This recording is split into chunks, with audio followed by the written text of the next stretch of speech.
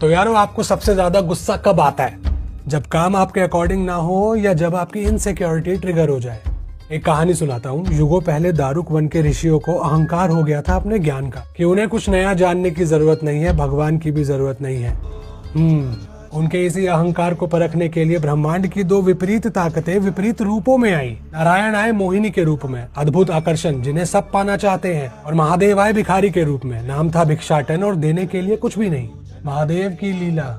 मोहिनी को सब पाना चाहते हैं, भिक्षाटन सब कुछ त्याग करके आए हैं, और सामने है ऋषि जिन्हें अहंकार है ज्ञान का। मोहिनी की तरफ दारुक वन के सभी ऋषि आकर्षित हो गए तो उन पर तो गुस्सा नहीं आया, लेकिन जब उन्होंने देखा कि उनकी पत्नियां भिक्षाटन के शांत स्वरूप और अद्भुत सुकून के लिए आकर्षित हो चुकी हैं, ऋषियों की नजर में शून्य या नथिंगनेस के लिए आकर्षित हो चुकी है, तो उनके ज्ञान का अहंकार क्रोध में बदल गया कि हमारे पास इतना कुछ है और इसके पास कुछ भी नहीं, फिर भी आकर्षण। नॉलेज है पर विजडम नहीं है, तो इनसिक्योरिटी ट्रिगर हो गई। अपने इस जलन और क्रोध की अज्ञानता में भिक्षाटन पर हमला करने के लिए उन्होंने अभिचार यज्ञ शुरू किया, ब्लैक मैजिक, शिवजी पर जादू।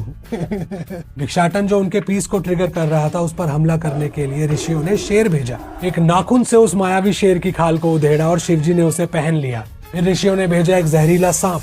भिक्षाटन ने उस जहरीले सांप को अपने गले में ही लपेट लिया और अंत में अपनी सारी अहंकार, क्रोध और अज्ञानता से बनाया एक राक्षस अपस्मार, और उसे भेजा भिक्षाटन से लड़ने के लिए। लेकिन अपस्मार को देखते ही एक सन्नाटा छा गया। भिक्षाटन अपने असली रूप में आए। उनकी जटाएं खुल गईं, जटाओं से चमकती हुई गंगा बहने लगी, हर तरफ नए तारे, नए ब्रह्मांड बनने लगे। मस्तक पर शीतल चंद्रमा, एक हाथ में डमरू, एक हाथ में अग्नि, और भिक्षाटन ने अपस्मार पर पैर रख दिया। उसे मारा नहीं, बस दबा दिया, क्योंकि अज्ञानता का जीवित रहना जरूरी है कुछ भी नया सीखते रहने के लिए। भिक्षाटन यानी कि शून्य के रूप में वो ऋषियों का अहंकार तोड़ चुके थे। अब उनकी अज्ञानता पर पैर रखकर किया उन्होंने आनंद तांडव। दारुक वन के ऋषियों ने अपनी अज्ञानता पर नाचते हुए शिव में सृष्टि की 5 क्रियाओं को देख लिया। उन्होंने समस्त सृष्टि को ही देख लिया और दिया उन्हें नमन करके एक नया नाम, नटराज।